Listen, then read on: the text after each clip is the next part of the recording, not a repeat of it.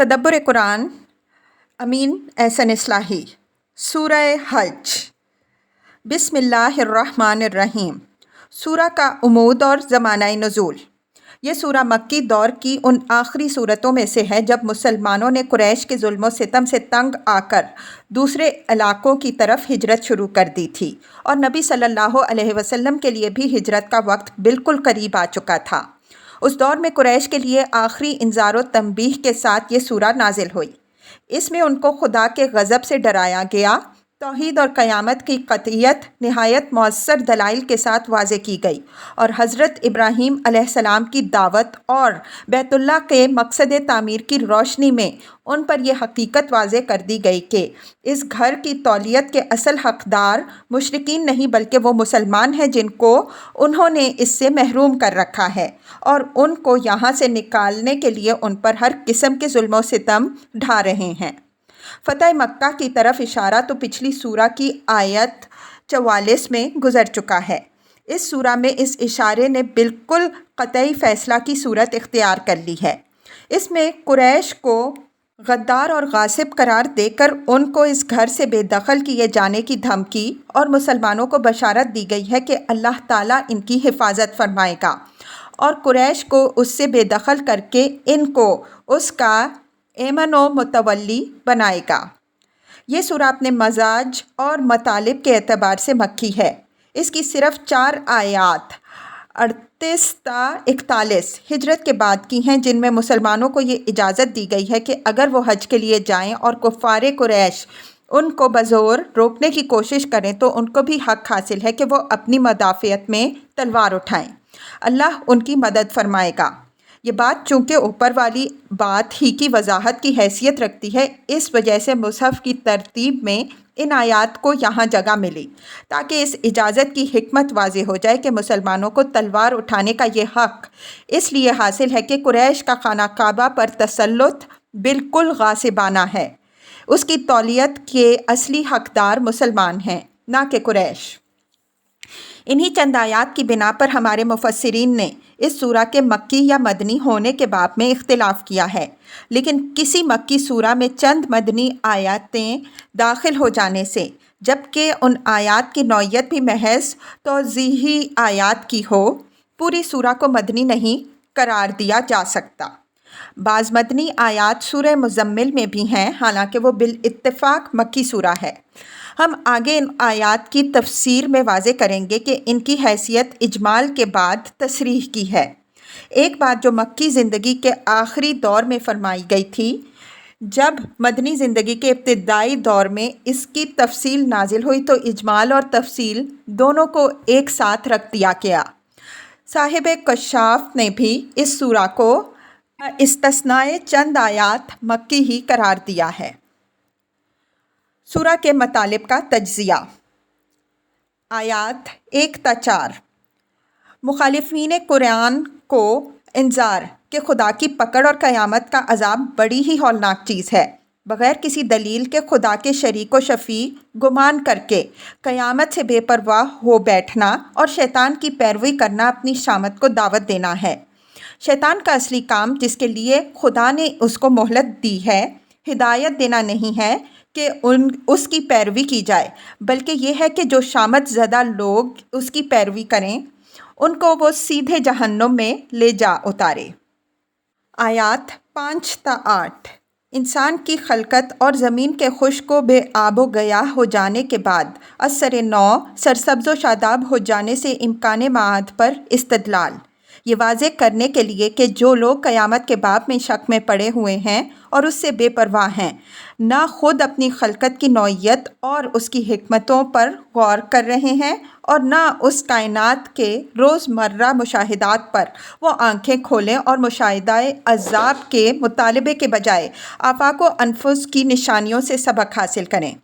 قیامت کا آنا خدا کی صفات کا ایک بدیہی اور لازمی تقاضا ہے، وہ لا ریب آ کے رہے گی۔ آیات 9 تا 16۔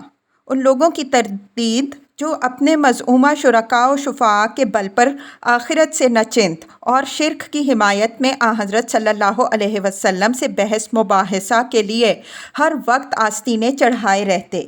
اس امر کی وضاحت کے شرک کے ساتھ خدا کی بندگی کا دعویٰ ایک بالکل لاتعلق دعویٰ ہے۔ جو لوگ محض اپنی ظاہری منفعتوں ہی کے حد تک خدا کی بندگی اور اطاعت کرنا چاہتے ہیں، اس راہ میں کوئی امتحان پیش آ جائے تو وہیں سے وہ کترا جاتے ہیں اور دوسرے آستانوں پر جبہ سائی شروع کر دیتے ہیں۔ خدا کے ہاں ایسے دو دلوں اور منافقوں کی کوئی پوچھ نہیں ہے۔ ایسے لوگ خسر الدنیا والآخرہ کے مصداق ہیں۔ یہ لوگ خدا کو چھوڑ کر اپنی منفعتوں کی خاطر جن کی طرف بھاگتے ہیں، ان کا ضرر ان کی منفعت سے قریب تر ہے۔ نافع و ضار صرف اللہ تعالیٰ ہی ہے۔ اگر کوئی خدا سے مایوس ہوتا ہے تو وہ آسمان میں تھونی لگا کر اپنی سی کوشش کر کے دیکھ لے کہ اس کی کوئی بڑی سے بڑی تدبیر بھی اس مشکل کو حل کرنے والی بنتی ہے۔ آیات 17 تا 24 مسلمانوں کو تسلی اور تمام مخالف اسلام فرقوں اور گروہوں کو آگاہی کہ ہر ایک کا رویہ خدا کی نظر میں ہے، کسی کا کوئی قول و فعل بھی اس سے مخفی نہیں۔ بالآخر ایک دن سب کا معاملہ خدا کی عدالت میں پیش ہوگا۔ ایک طرف وہ لوگ ہوں گے جو آج خدا کی وحدانیت اور اس کے کلمہ حق کی دعوت دے رہے ہیں، دوسری طرف وہ لوگ ہوں گے جنہوں نے اپنی بدعتوں سے خدا کے دین کو بگاڑا ہے۔ پھر اللہ تعالیٰ ان کے درمیان فیصلہ فرمائے گا۔ جو شرک و کفر کے مرتکب ہوئے ہوں گے ان سب کو جہنم میں داخل کرے گا، اور جو توحید و ایمان پر قائم رہیں گے وہ جنت کی نعمتوں سے بہرہ مند ہوں گے۔ آیات 35 تا 37 اصل ملت ابراہیم علیہ السلام اور بیت اللہ کے مقصد تعمیر کی وضاحت، تاکہ مشرکین مکہ اور ان کے حامی اہل کتاب پر یہ حقیقت واضح کر دی جائے کہ آج وہ اپنے آپ کو ملت ابراہیم علیہ السلام اور بیت اللہ کا جو وارث و متولی سمجھے بیٹھے ہیں، اور اس زوم میں خدا کے رسول اور اس کے ساتھیوں پر انہوں نے اس گھر کے دروازے بند کر رکھے ہیں، یہ محض ان کی برخود غلطی اور دھاندلی ہے۔ حضرت ابراہیم علیہ السلام نے اس گھر کو اس شرک و بت پرستی کے لیے نہیں بنایا جس کا ایک گڑھ بنا کے اس کو رکھ دیا گیا ہے، بلکہ انہوں نے اس کو صرف خدائے واحد کی عبادت اور اسی کے حج و طواف کا مرکز بنایا تھا۔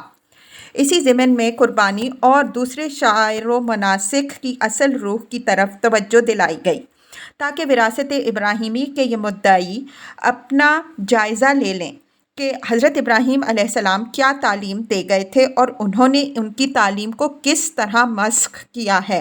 اور ستم بالائے ستم یہ کہ آج اللہ کے جو بندے ملت ابراہیم علیہ السلام کا احیاء کر رہے ہیں ان کو یہ اس گھر سے نکالنے پر تلے ہوئے ہیں۔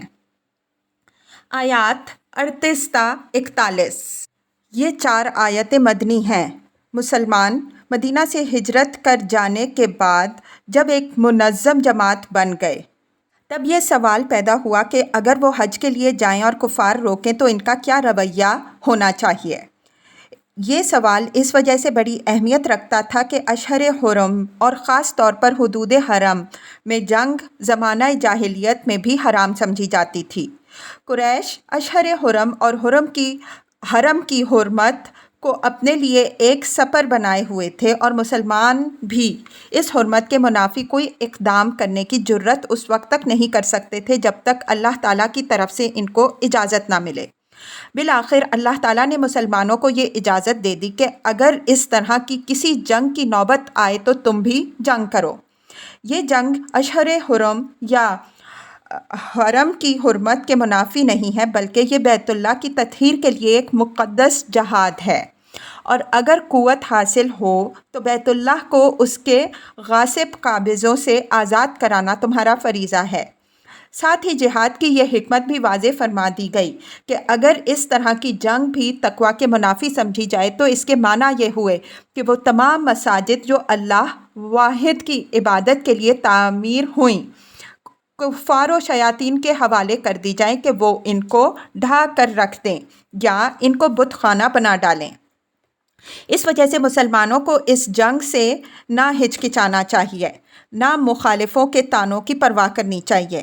اگر اس راہ میں جنگ پیش آئی تو ان کی قلت تعداد اور بے سر و سامانی کے باوجود خدائے قوی و عزیز ان کی مدد فرمائے گا تاکہ جب ان کو سرزمین حرم میں اقتدار حاصل ہو تو وہ اس کو شرک و کفر کی تمام نجاستوں سے پاک کر کے اس کے ان مقاصد کا احیاء کریں جن کے لیے حضرت ابراہیم علیہ السلام نے ان کو آباد کیا تھا۔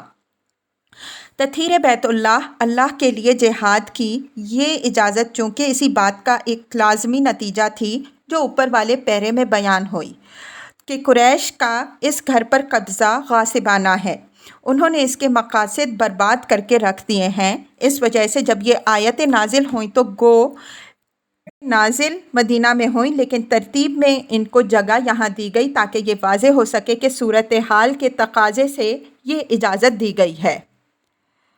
42 تا 52 تاریخ کی شہادت کہ اللہ نے اپنے رسولوں کے ذریعے سے ان کی قوموں کو جو تہدید فرمائی وہ بالآخر پوری ہو کے رہی۔ کوئی قوم بھی اپنے رسول کی تکذیب کے بعد صفحۂ ارض پر قائم نہ رہ سکی، صرف ان کی عظیم عمارتوں کے کھنڈر باقی رہ گئے جو عبرت کے لیے کافی ہیں بشرطے کہ دیکھنے والی آنکھیں ہوں، لیکن جن کے دل اندھے ہو چکے ہوں ان کا علاج کسی طبیب کے پاس نہیں ہے۔ جو لوگ پیغمبر صلی اللہ علیہ وسلم سے عذاب کے لیے جلدی مچائے ہوئے تھے ان کو جواب کہ خدا کی تقویم تمہاری تقویم سے مختلف ہے، اس کے ہاں کا ایک دن تمہارے 1000 سالوں کی طرح، تو جلدی نہ مچاؤ، خدا کی بات پوری ہو کر رہے گی۔ خدا نے جس طرح پچھلی قوموں کو مہلت دی اسی طرح تمہیں بھی مہلت دی ہے، لیکن جس طرح ان پر عذاب آ کر رہا اسی طرح تم پر بھی اگر تم اپنی حد سے باز نہ آئے عذاب آ کر رہے گا۔ رسول کا کام انذار و تبشیر ہے، عذاب کا فیصلہ خدا کے اختیار میں ہے۔ آیات 53 تا 57 نبی صلی اللہ علیہ وسلم کو تسلی کہ تمہارے یہ مخالفین تمہاری دعوت کی مخالفت میں جو جھاڑ کے کانٹے کی طرح تمہارے پیچھے پڑ گئے ہیں۔ رسولوں کی تاریخ میں یہ کوئی نئی بات نہیں ہے، ہر رسول کو اسی طرح کے حالات سے سابقہ پیش آیا ہے۔ جب کبھی کسی رسول یا نبی نے اصلاح احوال کی راہ میں کوئی حوصلہ کیا، شیاطین نے اس طرح اس کے حوصلے کی راہ مارنے کی کوشش کی ہے اور اس میں رنگے ڈالے ہیں، لیکن اللہ تعالیٰ ہمیشہ شیاطین کی وسوسہ اندازیوں کو مٹاتا اور اپنی باتوں کو غالب و فتح مند کرتا ہے۔ شیاطین کو اللہ نے وسوسہ اندازی اور خاک بازی کی ایک مہلت دے دی ہے تاکہ یہ چیز حق کے سچے حامیوں اور حواسوں میں وجہ امتیاز ہو۔ جو لوگ حق کے طالب ہوتے ہیں شیاطین کے پروپیگنڈے سے ان کا ایمان نکھرتا اور ان کا علم پختہ ہوتا ہے، اور جو بوالحواس اور منافق ہوتے ہیں ان کی ضلالت پختہ سے پختہ تر ہو جاتی ہے۔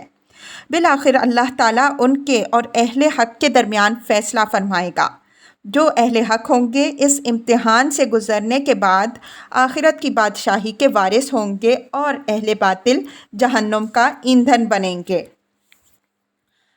58 تا 64 جو لوگ اس دور میں ہجرت کر چکے تھے یا اس کے لیے برکاب تھے ان کو دنیا اور آخرت دونوں میں کامیابی کی بشارت اور خدا کی صفات اور آفاق کی شہادت سے اس بشارت کی تائید کے دلائل۔